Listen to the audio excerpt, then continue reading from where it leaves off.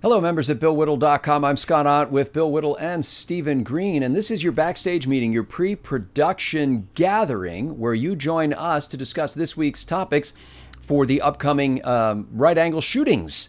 That didn't sound right. No, it you got to rephrase that. That's pretty much what it comes down to, though. I'm sorry. Well, we'll remove that in post, but in any case... Yeah, you got to tone that down. It's the right-angle beatings. That's right. You know, and I've always felt, Bill, I think you'll agree with me, that this show would be a lot better if we had just a few more fatal beatings. A few more fatal beatings, yes, exactly. Morale would I thought you were going to say improve. more. Thought you were going to say more cowbell. No, well, that too. That's right. I got a fever, and the only prescription... There's more cowbell. That's the greatest sketch they ever did. It was. I probably rewatched that sucker 24 times in the last 4 years. I don't know. And it's like 30 years old or something. So, Stephen Green, I believe, drew the long straw this week and gets the opportunity to preempt our excellent topics. Steve, what would you like to talk about in your episodes of Right Angle this week? Well, I'm really excited to have members this week, but it took a thorough beating to get me there. No, you know what I'm going to do for members. You're killing me, Larry. Oh yeah, it's going to be a lightning round. I'm crestfallen. And you know what? It's going to be a fun lightning round because we're getting into. I mean, this is it. This is crunch time. There are 12 more full working days before Election Day. And after this big surge, after the Kavanaugh hearings, it looks like it's tapered off. Nate Silver has it, I think it's 83 or 86% of the Democrats take the House, and Cook Report just moved a whole bunch of races to the Dems, and I don't feel it. It's one of the things I want to talk about in the lightning round. I see the numbers, and I just don't feel it. I hope I'm not setting myself up to get burned like I did in 2012. Too. But I know Yeah, exactly I'm wondering what you if mean. I am suffering another acute bout of rhomnolaria. Yeah. You know, like where I just think I'm completely deluded. And, it burned me 2012. It burned me so badly. I couldn't believe the American people would do this twice. You can forgive anybody one mistake.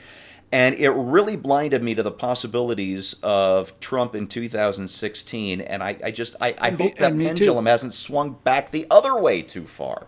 Well, we're going to find out soon enough. Yeah. No, it's one of those things where you can't really worry about it. Like, you just have to do what you can do, It's kind of like being in any kind of athletic event, in a race or something like that, where if you're constantly looking over your shoulder to see where everybody else is in the field, then you slow yourself down. And I think you just kind of have to put your head down, stick to the fundamentals, focus on taking one step at a time, and move ahead. Unless you're a Democrat, in which case you start looking for opportunities to smash some skater in the knee with a baseball bat. But yes, other than that, yes, the fair spirit of competition thrives in America. We're gonna learn a lot about how healthy this nation is in 10 days. Yeah. Stephen Green had just said there were 12 working days. I'm like, for which party? I think that, like... Democrats get an extra 15, or they get an extra 3 days, so they've got 15 more. But Republicans vote on Tuesday the 6th, correct? That's right. Did you see the meme that somebody had posted a meme that Democratic men, to show their support for women, were going to abstain from voting this year to make it a women's only election, and they were going to withhold their vote. I support this movement. Yes. So, make the woman's vote count twice. Exactly. It's much more important. So that will be, Stephen, that will be your what? Regular or members only? That's episode? members. That's members. Okay. For regular, I just had an experience. And maybe this sounds like a boring topic, but it's something almost every adult has to do several times during their lifetime, and it's jury duty. And everybody dreads getting the summons in the mail, I think, or at least a lot of people do. But something really unusual occurred to me when I was sitting there. You file in, and there's 200 people, maybe more, in the uncomfortable plastic chairs, and you're filling out your questionnaire. I actually saved my questionnaire since I didn't actually get called into Did you stuff that in your socks to smuggle it out of there? Sloppy Steve Green? No, I didn't. They said, since we haven't called you, you can just throw away your questionnaires or whatever, and I decided to keep mine. I might just bring it with me next time because I don't expect anything much is going to change on it between now and whatever. But one of the judges came out to give us a little pep talk before they actually started calling our names and numbers for whether or not you're going to have to go into a courtroom. And he said one of the most profound things, or maybe it became more profound as I witnessed what was going, I was witnessing what was going around. And he said, the right to a jury trial is enshrined in the Constitution. And not only that, but for a fixed dollar amount, unadjusted for inflation, it's, what is it, $20. You have the right to a jury trial. And it also occurred to me that not only do you have the right to be tried by a jury of your peers, but you have the right to protect your fellow citizens as a juror, either from criminal predators or from overreaching government. Fascinating. Beautiful. That's a great point. And yet, when they said the rest of you aren't needed and you're dismissed, I felt a wave of a relief. There was a young couple sitting in front of me who actually high-fived each other. And, if somebody, people who want to shut other people up never want to abridge their own First Amendment rights. But here we are with this wonderful right we have, and we love it when we don't use it. Well, the famous... That is the most... Sorry, go ahead, Scott. I was just going to say the famous quote from Benjamin Franklin when he came out of the Constitution or the Constitutional Convention in Philadelphia, and a woman asked him, "Mr. Franklin, what have you given us?" And he said, "A republic, ma'am, if it's not too inconvenient." He may as well have. No, I have never, ever, ever, ever considered the angle before that you have the right to protect your fellow citizens. That's just a profound insight, Steve. Well, thank you. And I just kind of blew my whole intro for the actual segment. Doesn't matter. But it's profound. Yeah. I would make it your close personally. That's me, but because that is a whistling good point. Well, and I would just make a direct appeal to our. Otherwise, I think it's too dry. I think it's not dry. We can make a direct appeal to our members right here to just keep that part to yourselves. I mean, wait until after Steve's gotten a chance to spoilers, do this show. Tell all your friends, yeah. Yeah. All right, on Bill's advice, who's been doing this longer and better than I have, I will save that for my close, and I'll do the other thing I was going to do, and I'll split it up into 2 questions for you gentlemen. How about that? For lightning round. That reeks of preparation, Steve Green, and I'm a little disappointed in you. This is not a trend we want to start. Or expectations we want to raise. I promise next week to slack off just as much as I ever have. How about that? Well, that's a relief. Okay, I feel better now. It's I wish we could, at this point, for the remainder of the show, we could just run the Abbott and Costello loafer routine. I think that would wow. I haven't seen that since I was a kid. Insert in here. Like a little kid. So Bill Whittle, and really I would go next, but I am just stalling for time. I'm becoming you. Like I'm just praying for the sweet meteor of death. Sweet meteor of death to come along and save you from not doing your homework. So why don't you take like the next 35 minutes and tell us what topic you'd like to discuss this week? Okay, I'll try to keep it shorter than usual. Yes. DDG-54 and CG-54 USS Wilbur and USS Antietam have sailed through the Straits of Taiwan in international waters, fully legally, but against the stated wishes of the Chinese government, which has essentially declared that the entire South China Sea belongs to them, and they have built these islands out in the middle of nowhere and extended their territorial claims around those islands and choke points and so on. And when I heard when I heard that the Chinese were starting to warn ships away from these areas as if it was their waters, and this would be 2006 or 7 or somewhere in there, I don't know, but it was a while ago. Yep. I remember that my first thought was, oh, okay, well, we're going to reroute 2 carrier battle groups, and we will see if you want to enforce that particular violation of international law. But sure enough, under the Obama administration, we just kept backing. Don't provoke them. Don't provoke them. So by provoking China today, recently militarily, we have enormously increased the chances for peace in the future. Oh yeah, absolutely. I remember the Bear in the Woods commercial that Reagan ran in 1984, and it was such a great ad. You remember that one? No. I can't remember exactly how the voiceover went, but it was It was lovely. a very ominous sounding voice, but there's a bear in the woods kind of thing. Yeah, and it was lovely photography. It's almost like it's 3 a.m. in the White House. Yeah.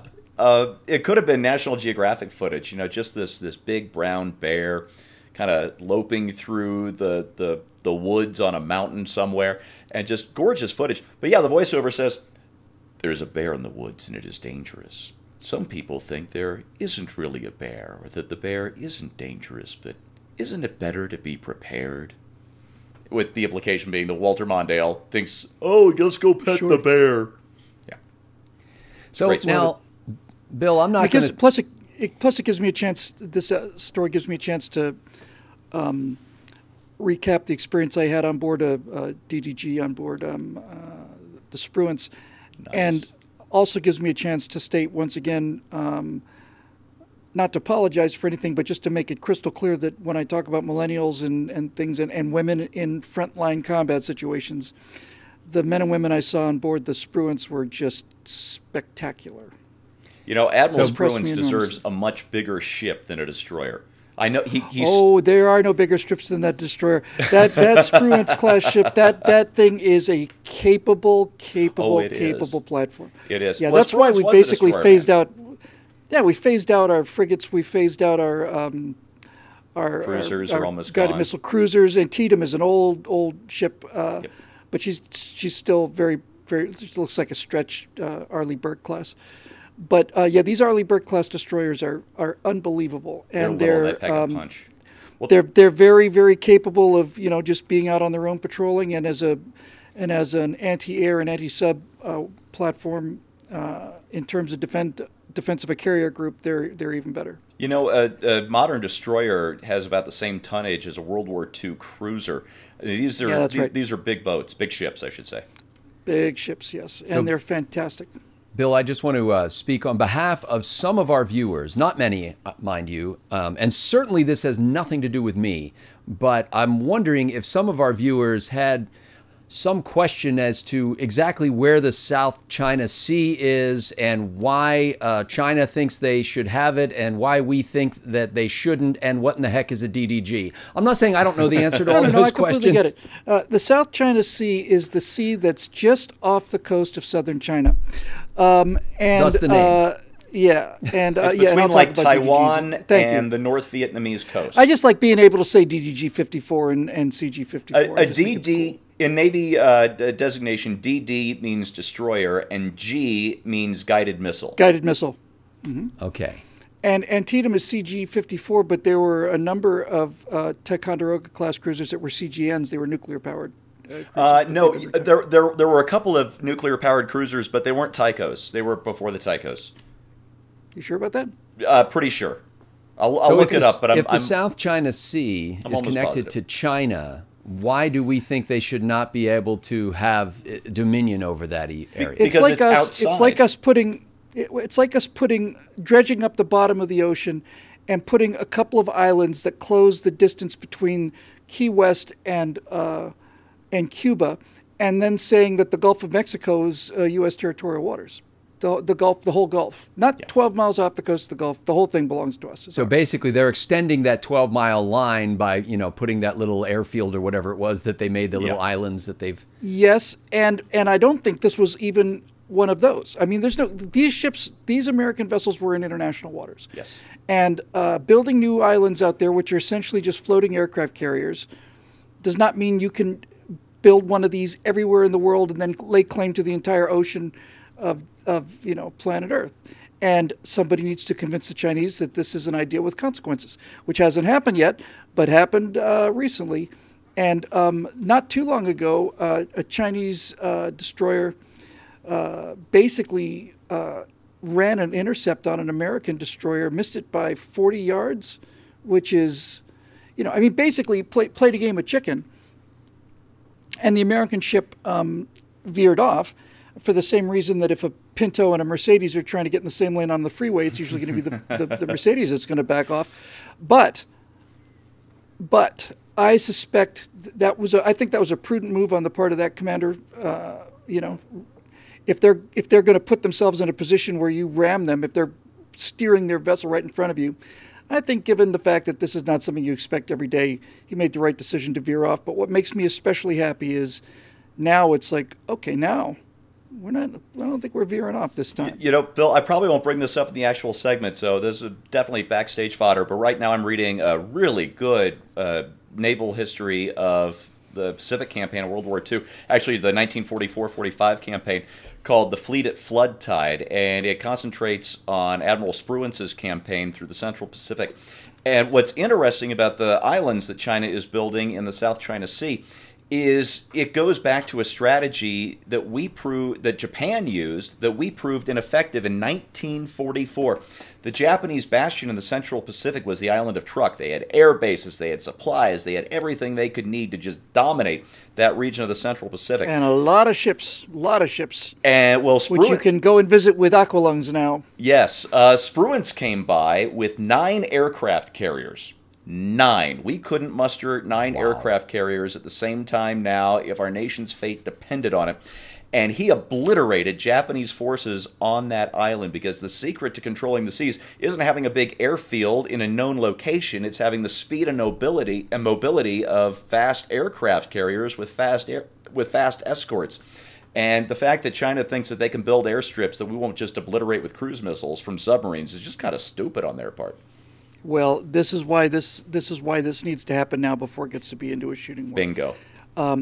Yeah, and that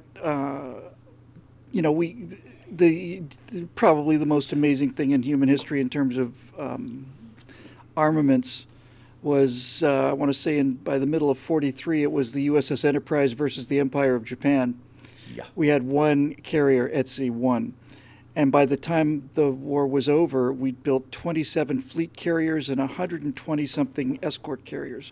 We had something like 150 flat tops at the end of that war. Just remarkable. And the thing is, I would argue that the Essex-class aircraft carrier is the most successful class of warship ever built. We built 24 of them. Didn't lose one in battle. I would agree.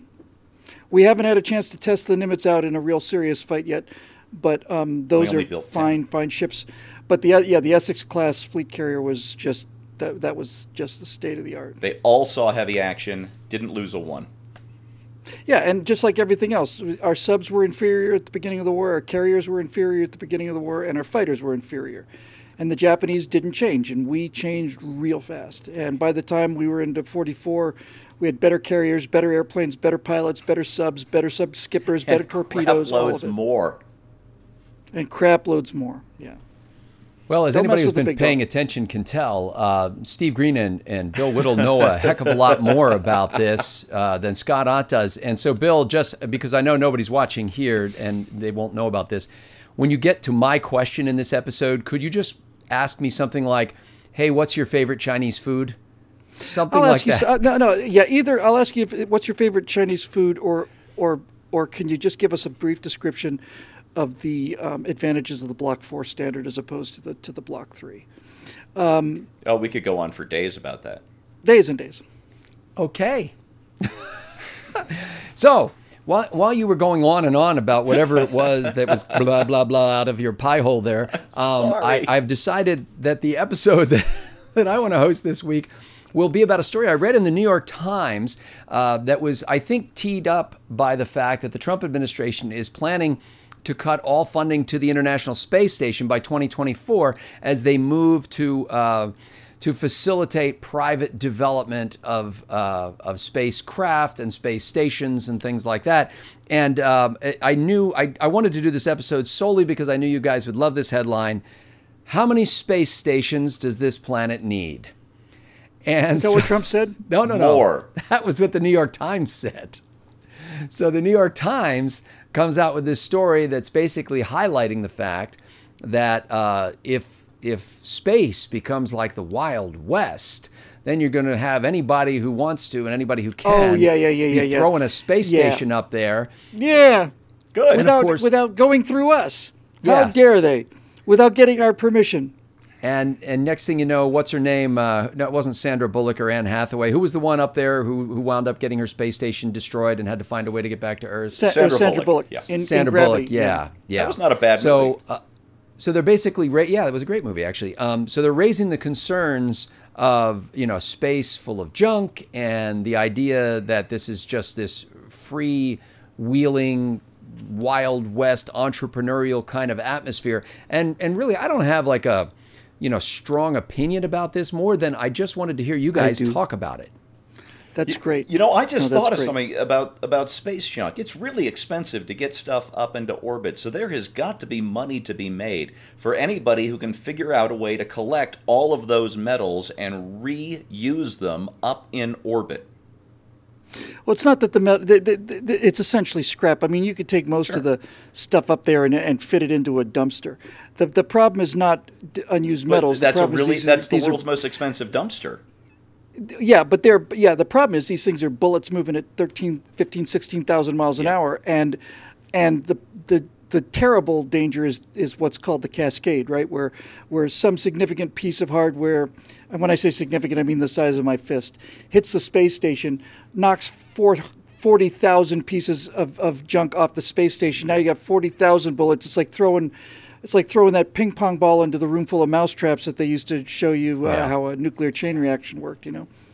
So that's an issue, definitely. But yeah. Well, we could just vaporize them from Earth. We just laser them down, I think.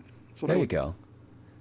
Laser space removal. It just got me to thinking, wow, there's going to be a whole bunch of new businesses as you get, when you hear, you know, we did a couple of weeks ago a show about how Elon Musk is going to fly some people up and around the moon. And, you know, when it starts to become something where tourists and passengers of other kinds can actually go out there, and that's a thing, you know, it's like, it's not exactly a you know, 1-day trip or staycation, but you can go for a couple of days and go to space. And I thought, wow, think of the businesses that result from that. Even like who's providing Wi-Fi out there? You know, I just want to know. Are there like drive-through coffee places in orbit? I forget what they estimate the total mineral value of a smallish asteroid is, but I want to say it's in the neighborhood of $1 trillion or something insane like that. And you go out in space and you mine them there, and you don't have to worry about, you know, hurting the local indigenous wildlife, and you're not likely to see any protesters up there because that would require courage. Yeah, that's a great topic. By the way, since we already did a show about this, and this is just, you know, between us, I went to see First Man. Did I mention that? No, you didn't. How was it? What did you think? What did you think? Bill did a show about it. I actually, I had an interesting reaction to it. First of all, I thought it was a really well-made movie in a way that I haven't seen in a long time. I agree. And you can probably affirm this or deny it, but I think, Bill, it seemed like, I'm going to say 90% of the shots were in extreme close-ups or very close shots, very few wide-angle shots, very few kind of panoramic shots. And primarily, the movie is not about the trip to the moon. The movie is about a man wrestling with grief. And they really, even in the shots where they were doing adventurous things in space or on the launch pad or on the moon, they were constantly cutting back to his flashing house. Back to, and to the way daughter. they went macro to micro and macro to micro, I actually found it to be jarring and emotionally stirring. You know, it was just like, oh my goodness, yeah, mom is still there trying to wrangle the boys, and you know, and if you'd happen to like, if you gave you anything about Neil Armstrong to like in that movie, it would have been a very good movie.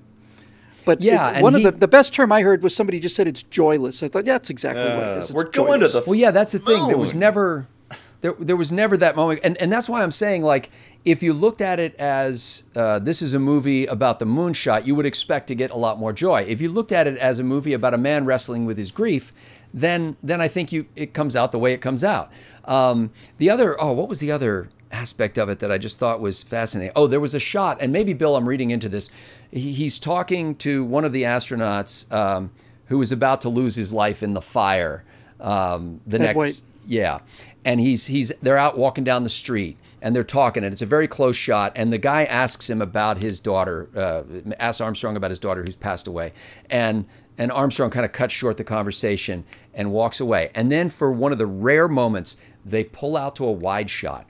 And the street light coming through the trees, is bathing the street through the trees and forming these rays. And what's his name? Ed White?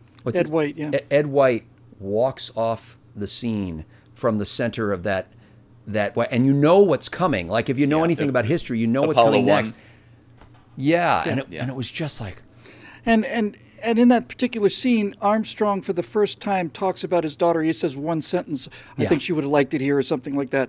But you realize, okay, he's finally opening up to someone who then dies in a fire. And I'm not trying to mock Ed White or Neil Armstrong or Elliot C. or any of these guys.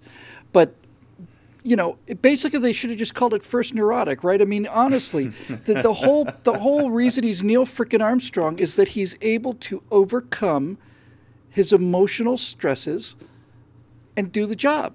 And all I saw was a guy stuffing things that he was about to snap at any second, you know? I mean, he really has that kind of, oh man, one more death and Armstrong's just going to go to a mall with a machine gun and he's just going to open up, you know?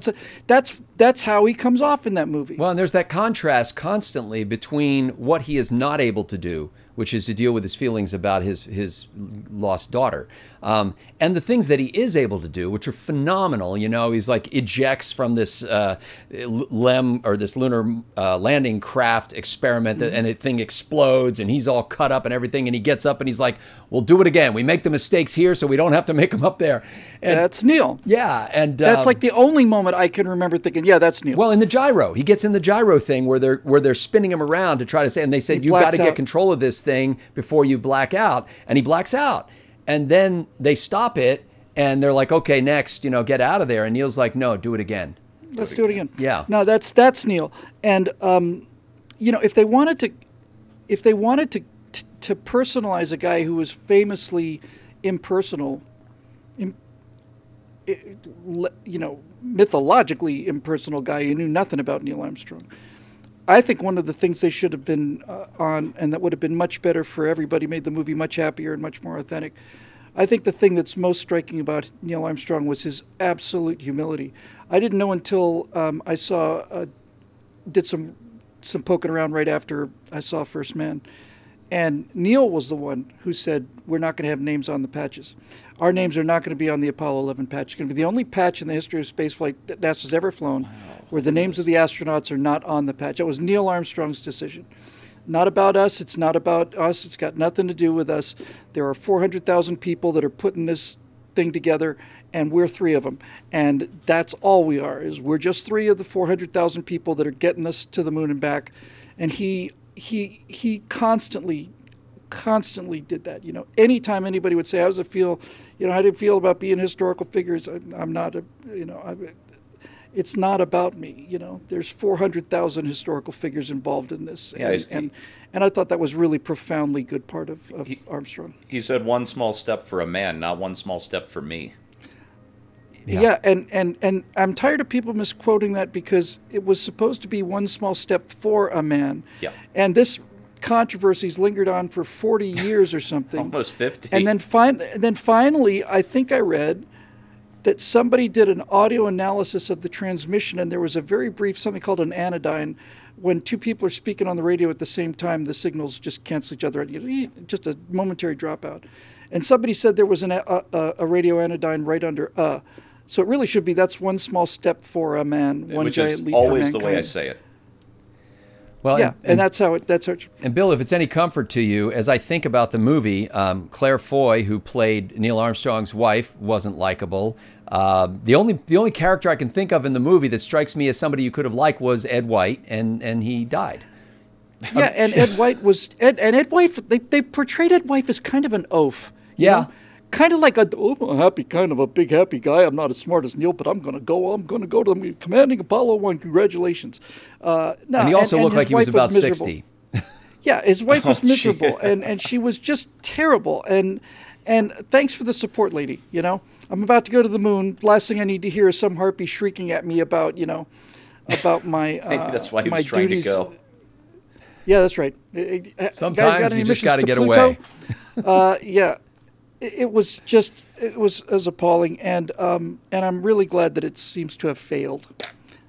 Yeah, box office was weak to start off with, and it declined. I think it was 57% in week 2, which is actually less than most movies decline, but it's not going anywhere. And I think you can pretty squarely. When I heard about the numbers, I actually thought, did anybody ever have a conversation, I suspect they did, with Ryan Gosling and say, you probably cost us $20 or $30 million. I think at the minimum you cost us that. Which was probably in more addition like to his 50. $20 million paycheck. Yeah, you probably cost us $50 million with that off-the-cuff remark about what we viewed it as an effort of all of humanity. And well, and I would say if I didn't know that this was a historical event, and I knew that I didn't know anything about that event, I would have said, hey, this would have been a neat little film to see in one of those art houses, you know? And the great irony about all this is that the film is extremely patriotic. It's not like they suppress America. It's everywhere. And as I said on our show, we talked about, I understand the decision not to show the moon, the flag planting, because once he steps out onto the moon, everything takes place inside his helmet. Yeah. You know, it's like Scott said. But this response, you know, this kind of knee-jerk, and then the director comes on trying to repair the damage. Well, Neil wasn't really that patriotic. Okay, all right, okay, fine. We had to twist his arm to get him to do that flag It was a thing. pretty significant. It was a big own goal, right? I mean, big own goal where they kicked the ball right into their own goal, and Yeah. Good. All right, so there you get your full second episode on First Man. I would just like to, you know, just to wrap this up. When I was thinking about this morning, it's like the movie was so disappointing. It makes me want to go and make one. You know, I mean, given the technology we have in special effects now and so on, you really would need you'd need an Apollo capsule set and a LEM set, and these are not big sets. These are the size of phone booths.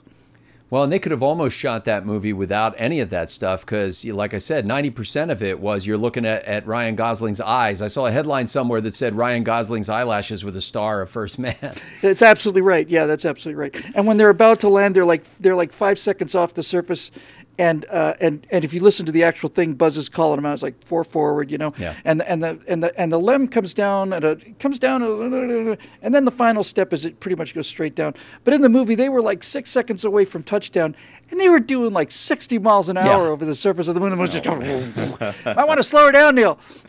And headed for the lip of a crater too. Like when There's a boulder field, and I thought it was a giant crater, but it was actually a field of boulders that were the size of cars, and they probably had a 50% chance of surviving that landing, because the LEM had a 15-degree limit. It could be 15 degrees out of perpendicular and still function and get off, but if it was more than that, then the ascent stage was not likely to do what it needed to. Wrong place. Oh, if I can say one thing, on the off chance anybody from HBO is watching this, will you please give us a Blu-ray release of From Earth to the Moon? It's a great show, and the Apollo 12 episode is one of my favorite things I've ever seen on TV.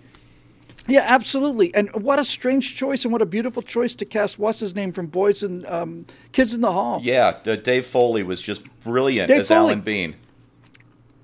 Because it's the antithesis of Apollo 11. You know, you hear these guys going down, and Bean is like going, "You got it, baby! You got it, baby!